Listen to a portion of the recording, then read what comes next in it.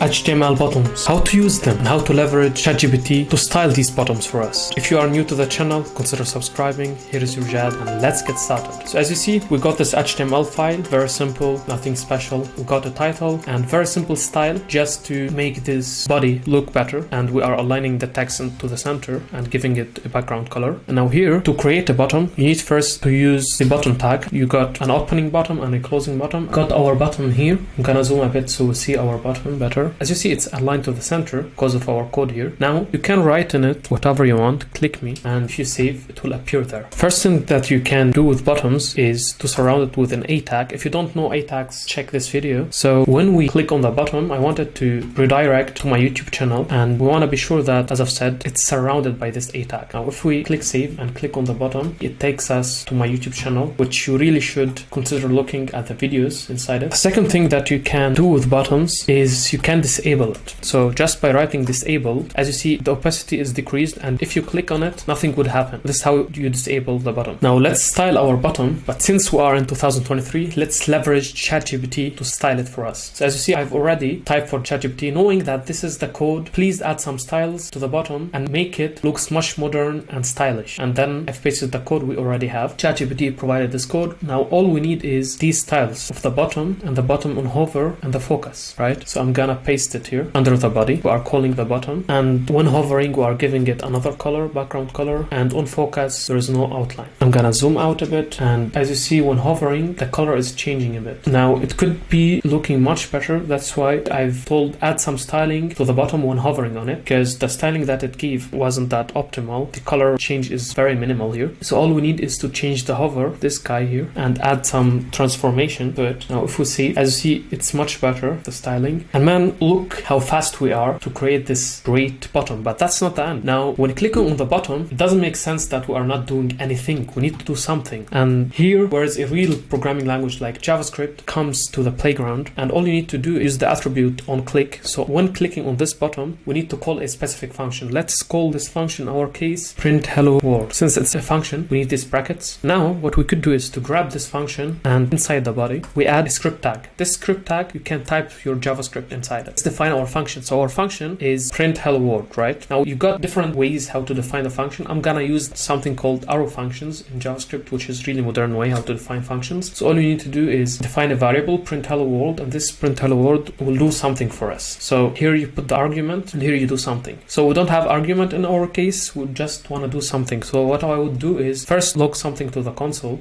hello world. And now when clicking on it, you will not see anything till you open the console, for sure. If you open the console, you will see hello world 4 times. And whenever you click on it, hello world is being logged to the console. Now we can take it to the next level by adding a div with an ID text box, and I would just put 3 points inside it. Now using DOM manipulation, if you don't know what that is, check this tutorial where I teach you step by step what DOM manipulation is and what's possible with it. So straight to the point, we call the document object. Inside it, we call the method get element by ID, and then we want to get our element, we gave it an ID text box. We want to be sure that's in quotations, and now we want to just change the inner text. So what we've done in this part of the code, we grabbed our text box, and on this text box, so that means these 3 points, what we've done is we are grabbing the inner text of it, which are these 3 points, and now we are setting it, assigning hello world to it, hello world. Now if we save, it happened automatically, but we don't want to do it like on refresh. We want to put it inside the function which we are calling whenever we are clicking on the button. So now if we just refresh, nothing happens. As you see, it's still 3 points. You can refresh as much as you want, nothing would happen. Let me remove this console log